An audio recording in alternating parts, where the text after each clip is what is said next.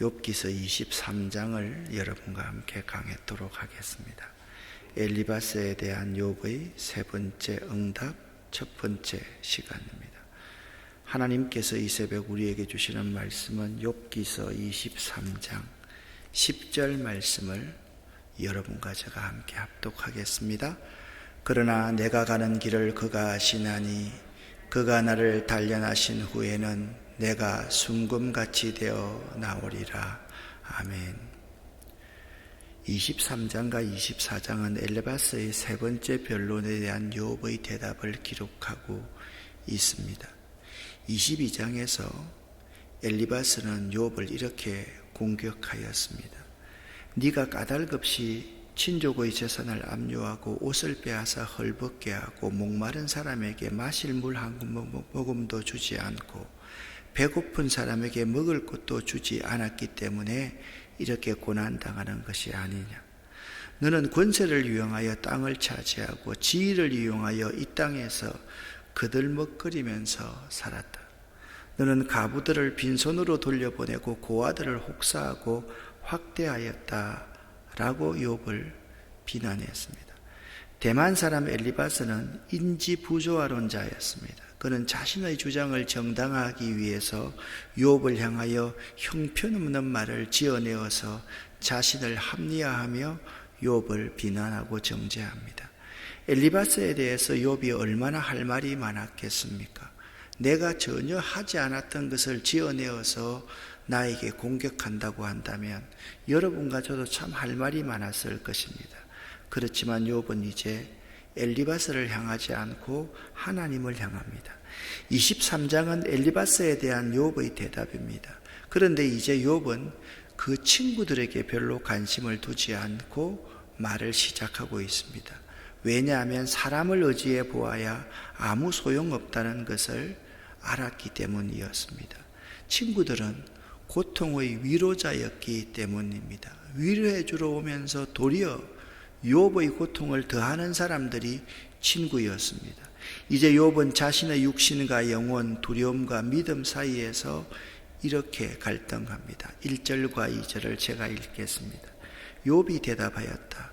오늘도 이렇게 처절하게 단식할 수밖에 없다니 내가 받는 이 고통에는 아랑곳 없이 하나님은 무거운 손으로 여전히 나를 억누르시는구나 라고 말씀합니다. 1절부터 5절까지의 말씀을 보면 그분이라는 단어가 6번씩이나 나옵니다. 3절부터 5절까지의 말씀을 보면 그분이 계신 곳을 알 수만 있다면, 그분의 보좌까지 내가 이룰 수만 있다면 그분 앞에서 내 사정을 아뢰련만, 내가 정당함을 입이 닳도록 그분 앞에서 변론하련만, 그러면 그분이 무슨 말로 내게 대답하실까? 내게 어떻게 대답하실까? 여러분 1절부터 5절을 읽으면서 위에서 제가 한 말에 대해서 이해가 되시는지요?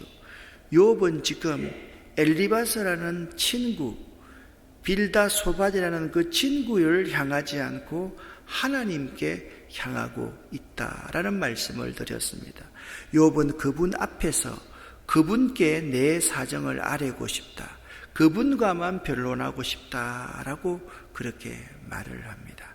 지금 욥의 눈이 세상과 친구들을 향하지 않고 하나님을 향하고 있음을 볼 수가 있습니다.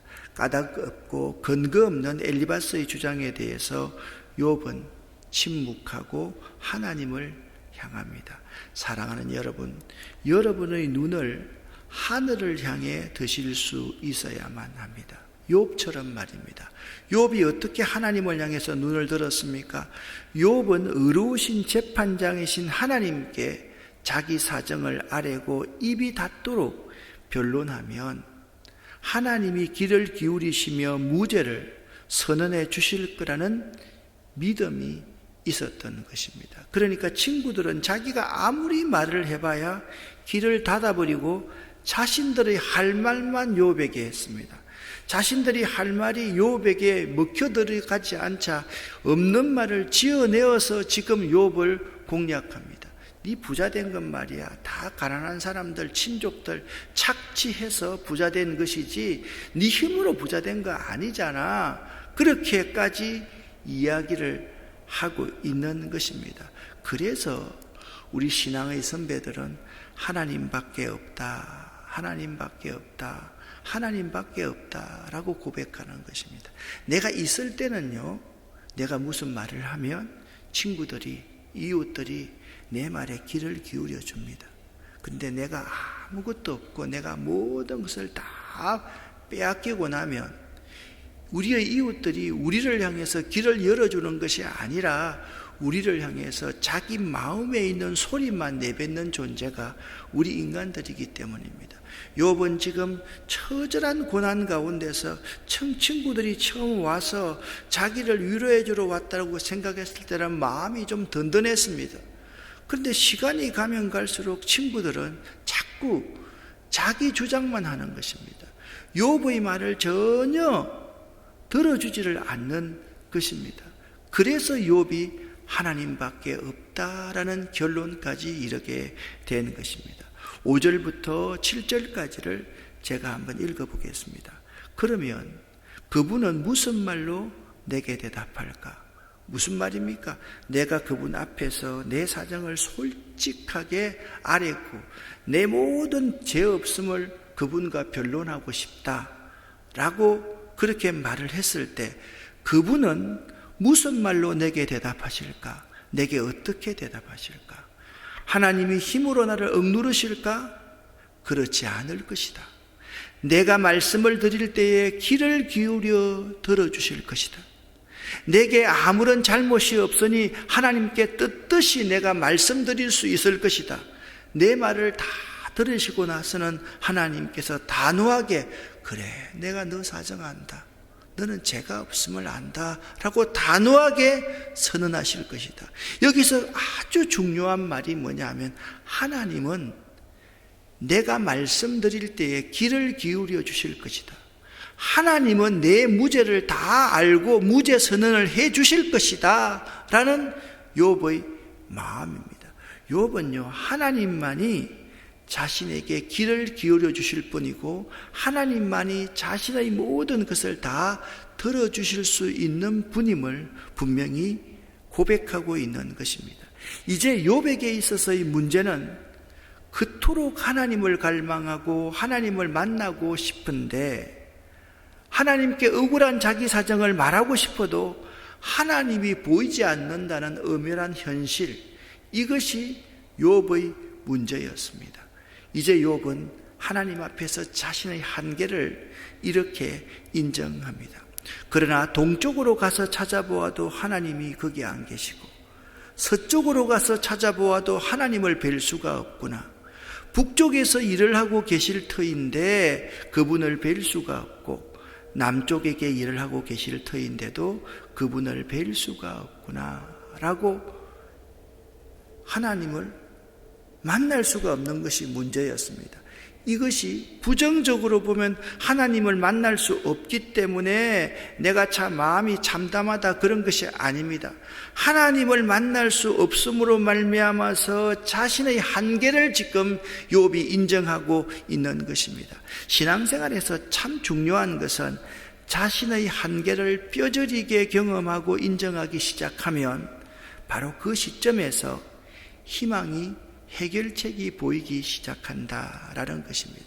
현대인들은 자신의 한계를 인정하려 하지 않습니다. 그래서 하나님 없이도 무슨 일이나 다 할 수 있다고 생각합니다. 그러다가 인생의 풍랑을 만나고 삶의 위기에 직면하면 너무나 쉽게 낙심에 빠집니다. 그리고 나서 하나님이 자신을 버렸다고 원망합니다. 그러나 삶의 위기는 우리의 한계를 깨닫게 하시려는 하나님의 뜻에서 비롯된 것입니다. 한계에 부딪힌 순간 하나님께 버림받았다고 절망에 빠지지 말고 하나님이 나를 찾아오셨구나 하고 생각해 보십시오. 우리는 자신의 한계를 인정하기보다는 누군가를 탓하기를 더 좋아합니다. 왜냐하면 나 자신을 인정하는 것보다 다른 사람을 탓하는 것이 더 쉽기 때문입니다. 그러나 우리 자신의 한계를 인정하는 순간 신기하게도 우리가 안고 있는 문제의 해결책이 하나하나 드러나기 시작하고 희망의 빛이 보이기 시작합니다. 신앙의 선배들은 한결같이 자신의 정체성을 분명히 알고 겸손히 자신의 부르심에 순종했습니다. 그들은 자신의 한계, 자신이 해야 할 일의 분명한 경계선을 바로 알고 있었던 것입니다. 지금 23장에 와서 욥에게 분명한 두 가지의 변화가 생깁니다. 첫 번째의 변화는 욥이 하나님을 갈망하기 시작했다는 것이고, 두 번째의 변화는 자신의 한계를 인정했다라는 것입니다. 우리의 신앙생활도 마찬가지입니다. 먼저 하나님을 갈망하기 시작해야만 합니다. 우리 믿는 사람들이 자꾸 있잖아요. 하나님을 갈망하지 않고 세상을 갈망하고 사람을 갈망할 때가 참 많습니다. 우리 믿는 사람들이 자꾸 자신의 한계가 대단한 줄로 생각하고 자신이 그 문제를 해결하려고 할 때가 참으로 많이 있다는 것입니다. 욥은요, 우리에게 좋은 모델입니다. 여러분과 저도요, 하나님을 갈망하기 시작해 보십시오. 자신의 한계를 인정해 보기 시작하십시오. 그러면 욥처럼 고백하며 확신이 생기기 시작합니다. 그 유명한 말씀, 10절 말씀이 이제 욥이 하나님을 갈망하고 자신의 한계를 인정했을 때 고백할 수 있는 그러한 말입니다. 같이 한번 23장 10절을 읽어보겠습니다. 그러나 내가 가는 길을 그가 아시나니 그가 나를 단련하신 후에는 내가 숨금같이 되어 나오리라. 아멘. 우리들이 고통의 터널을 지나다 보면 어느 순간 희망이 보인다고 내 스스로가에게 느껴질 때가 있습니다. 그 순간을 잘 포착해야만 합니다. 친구들이 볼 때는 욥에게 전혀 희망이 없는 것처럼 보였지만 욥은 이미 자신 안에서 일어나고 있는 미세한 변화들을 조금씩 느끼고 있었던 것입니다. 자기 스스로가 한번 생각합니다. 친구들에게 아무리 말을 해봐도 소용이 없구나라는 사실을 욥이 느끼기 시작했습니다. 그렇지, 하나님께 눈길을 돌려야 되겠구나라고 욥이 생각합니다. 그런데 하나님이 전혀 보이지 않는 거예요. 그러면서 내 힘으로는 하나님을 찾을 수 없구나 라는 마음을 갖게 된 것입니다. 그때부터 욥의 진정한 변화가 일어나고 있는 것입니다. 23장 10절을요 세 부분으로 이렇게 나누어 볼 수가 있습니다. 나의 가는 길을 오직 하나님이 아신다. 지금 이 고난은 하나님이 나를 단련하시는 과정이다. 그리고 하나님의 때가 되면 정금 같은 믿음으로 내가 이 고난을 딛고 일어설 것이다. 8절 9절에서 앞뒤 좌우를 아무리 둘러봐도 하나님을 만날 수 없었다는 고백 가운데서 자신의 한계를 느끼고 하나님을 갈망하자 이제 욥의 눈이 이렇게 열려진 것입니다. 이때 내가 참 믿음의 소유자가 되는 것입니다. 나의 가는 길은 오직 하나님만이 아신다. 지금 이 엄청난 고통의 순간은 나의 연단의 과정이다. 때가 되면 하나님이 나를 높이실 것이다. 이 한계를 보고서 하나님의 마음으로 세상을 바라보는 것, 이것이 믿음인 것입니다. 이제 욥은 지나간 과거에 자신의 모습을 긍정적으로 이렇게 보기 시작합니다. 내 발은 오직 그분의 발자취를 따르며 하나님이 정하신 길로만 성실하게 걸으며 그 길을 벗어나서 방황하지 않았건만 그분의 입술에서 나오는 계명을 어긴 일이 없고 그분의 입에서 나오는 말씀을 늘 마음속 깊이 간직하였건만. 욥에게 두 가지 변화가 있었다는 것을 말씀을 드렸습니다. 먼저 하나님을 갈망하기 시작했다는 것이요, 다음으로는 자신의 한계를 인정했다는 점입니다. 이제는 욥에게 자신이 이러한 상황에서 이러한 것을 봅니다. 자신의 과거의 모습 가운데서 긍정적인 모습을 보게 시작했다는 거예요. 지금까지는 자신이 죽음의 구덩텅이에 앉아서 죽을 날만 기다렸었는데 지나간 과거를 생각하고 지금까지 자기 인생을 생각해 보니까 그래, 내 발이 이런 어려움 속에서도, 아니 내가 잘 살 때도 그랬었는데 이런 어려움 속에서도 오직 그분의 발자취를 따르며 그분이 정하신 그 길로만 성실하게 걸어왔고 그 길을 벗어나지 않고 방황하지 않았구나. 그분의 입술에서 나오는 계명을 어긴 일이 없구나. 그분의 말씀을 늘 마음속에 간직하고 있었구나. 여러분, 욥은 지금 자신을 이렇게 긍정적으로 봅니다. 나의 발은 하나님의 발길을 따라 그가 가시는 길을 한 발짝도 벗어나지 않았네. 나는 그의 입술에서 흘러나온 계명을 저버린 일이 없으며 그의 입에서 나온 말은 마음속 깊이 간직해 두었네.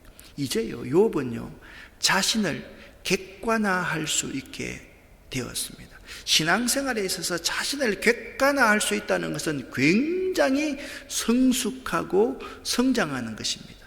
여러분, 심리학에서 메타인지라는 말이 있습니다.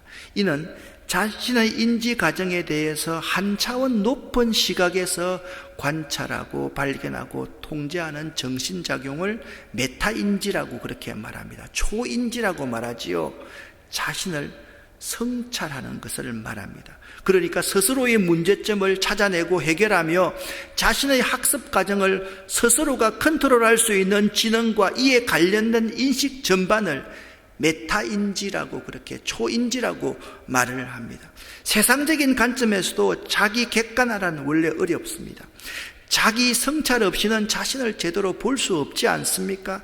냉철하고 엄격한 기준에서 자신을 바라볼 수 있어야만 합니다. 어쩌다 한번 잘 나온 성과를 자신의 실력으로 착각하면 그는 도무지 발전할 수 없는 사람 아니겠습니까? 그렇지만 신앙적 관점에서의 자기 객관화란 하나님 없이는 자신을 제대로 볼 수 없다는 것을 인정하는 것입니다. 이는 자신의 한계를 인정하고 겸손해져서 하나님을 경험해 나갈 때, 하나님을 인격적으로 하나님과 교제해 나갈 때 그분 안에서 자신의 위치를 파악하고 그분의 은혜 안에서 자신의 긍정적인 면을 바로 바라보는 것, 그것이 신앙 안에서의 자신을 객관화시키는 것입니다. 그렇지, 내가 이처럼 보잘것없고 구더기가 가득 끓는 내 몸이라고 생각했는데 나를 하나님의 형상으로 지음을 받았지, 내가 그런 사실을 인지할 수 있다는 것은 대단한 믿음의 성숙인 것입니다. 이제 욥은 자신을 객관화할 수 있는 능력을 소유한 것입니다.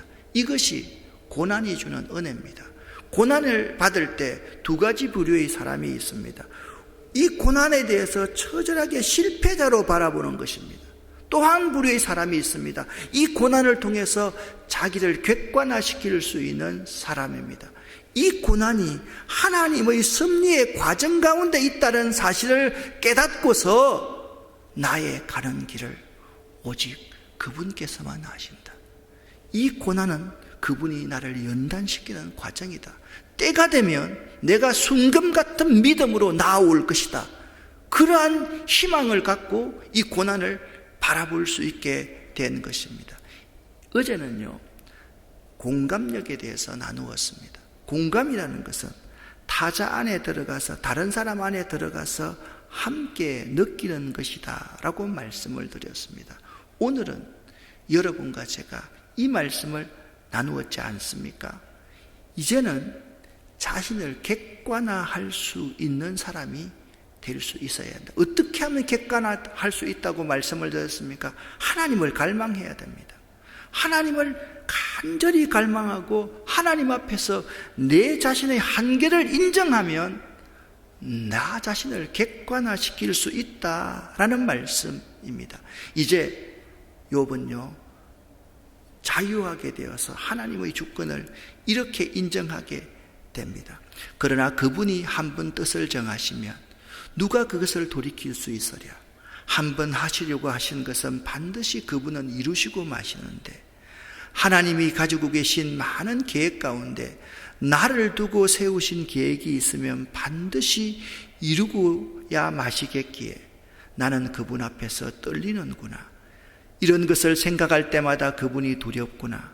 하나님이 내 용기를 꺾으셨기 때문에 전능하신 분께서 나를 떨게 하셨기 때문이지. 내가 무서웠던 것은 어둠 때문도 아니고 흑암이 나를 덮은 탓도 아니다. 이 15절부터 17절을 공동번역으로 다시 한번 읽어보면 이렇습니다. 그러니 어찌 그의 앞에 나서는 것이 두렵지 않겠는가? 생각만 해도 떨리는구나. 왜 떨립니까?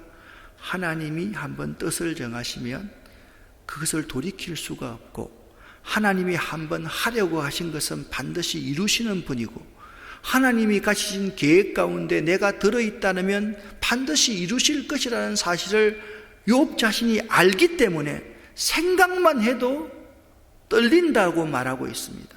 하나님 앞에서 가슴이 철렁 내려앉고 전능하신 분 안에서는 간담이 서늘해진다라고 말씀하고 있습니다. 욥은 고백합니다. 하나님께서 마음먹으신 것은 반드시 이루시고야 만다.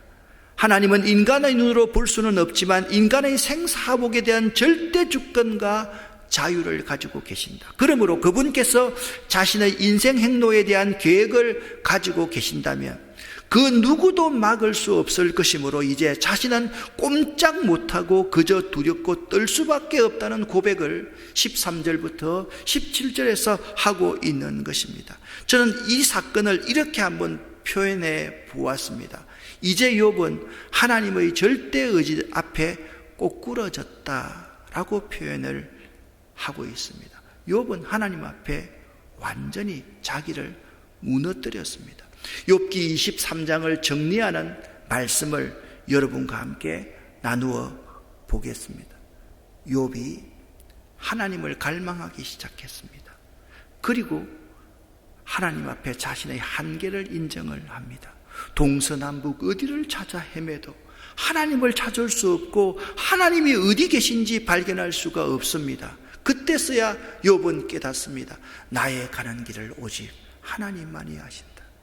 이 고난의 순간이 하나님이 나를 연단하시는 과정이다. 때가 되면 내가 순금 같은 믿음으로 나올 것이다. 그 사실을요 확신하고 깨닫고 되니까 뭔가 보이는 거예요. 그렇지, 그분이 한번 뜻을 정하시면 누가 그것을 돌이킬 수 있으랴. 한번 하시려고 하신 것은 반드시 이루시고 마시는 분이신데, 하나님이 가지고 계신 그 계획 가운데 나를 두고 세우신 계획이 있다면 반드시 이루고야 마시겠기에 나는 그분 앞에 떨림으로 두려움으로 생각할 때마다 순종할 수밖에 없구나.